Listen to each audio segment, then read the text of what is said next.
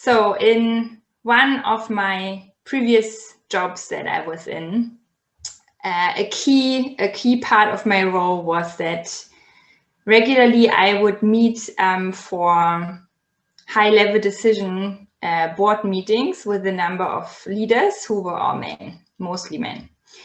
And even though I had prepared most of those meetings when they started, when I was in them, I didn't feel like I was truly part of those meetings. And I was basically silent more or less throughout the entire time. I usually had one small speaking part that was kind of pre-arranged and written down in the agenda, but the rest felt like I was not a legitimate part of the discussions. And so I would leave the room feeling, yeah, not like I belonged in this room, and like at the same time that we didn't have the discussions that we should have had in this room.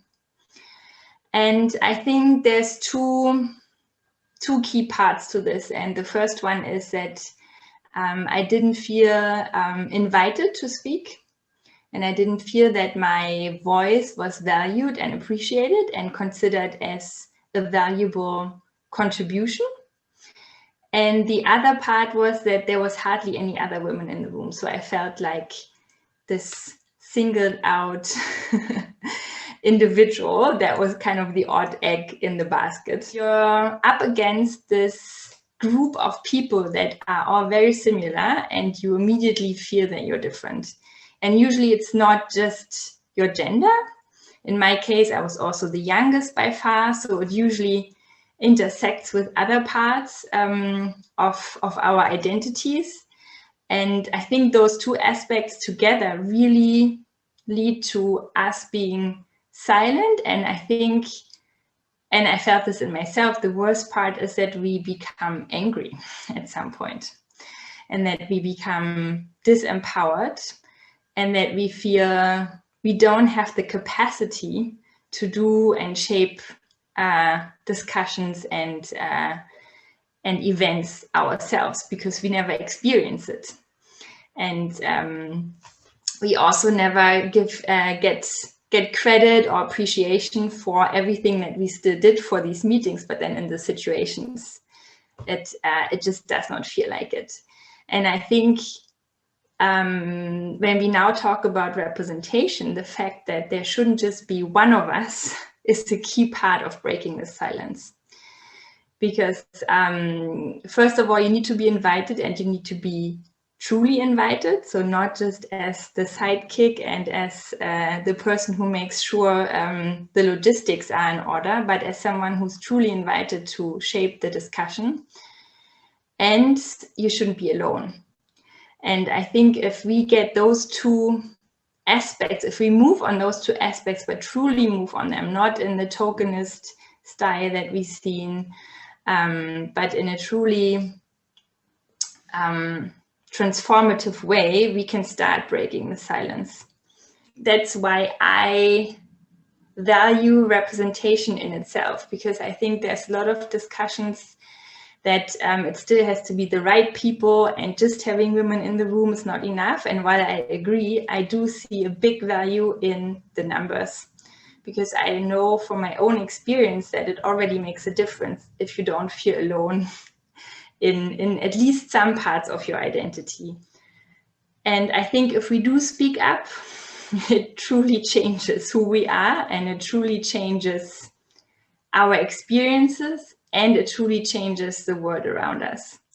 What I deeply care about is that if we stay silent, we risk that there are the same conversations over and over, because the same people are in the room.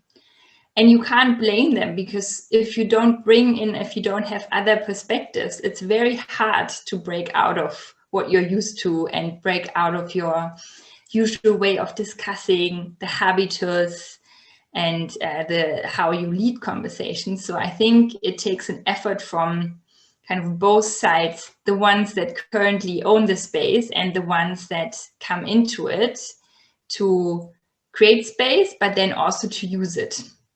Because we need these different perspectives in order to understand what's going on and to act differently. And I remember until today, the first time the space was that I talked about earlier, there was a woman of color entering the space. And she talked completely different. She was very bold. She was very courageous. She knew exactly what she wanted to say. And this entire room just went like, oh, what's going on? And the first reaction was to try to silence her in a way, obviously in the polite and kind of way that we all know, where it's like you kind of try to tame this and you kind of ignore it a little bit, or you branded, okay, interesting other view, but then explaining why it's not possible to do this in that way. But for me to watch this and see the reactions from the room, but also see how this woman stood her ground and she knew exactly what she wanted, and she did not try to belong. She did not try to blend in, but she was there. She made her points. Was so interesting to watch. And it's something that I carry with me, and that really is one of those examples what happens when we speak up. But it's also an example that we need some of us to go first. And ideally you then have allies in the room, but from my experience, you need one or two who kind of break the cycle of silence. But on the other hand, she also then tended to other spaces, because she was just like, I'm not going to bother. They are so behind in their thinking. I'm not going to waste my energies trying to make them accept me or my view. I'm just going to do something different. And I think that's where we go back to whether you create your own spaces, but how do you then leave, and do you really give up on the other spaces where the big decisions are still being made? Because we can't ignore them. We can't just build a completely parallel structure to those rooms.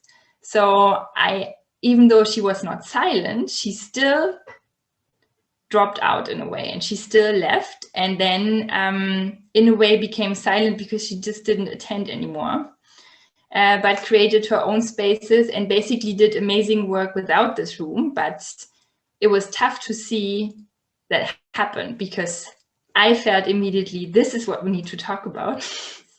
And I think that's something a lot of women start to discover by creating their own spaces, going to other spaces. But again, I do see a risk that we still need the voices in the big old rooms. Somehow. And so both sides need to make this effort, but need to make a real effort, so to say, to bring this together.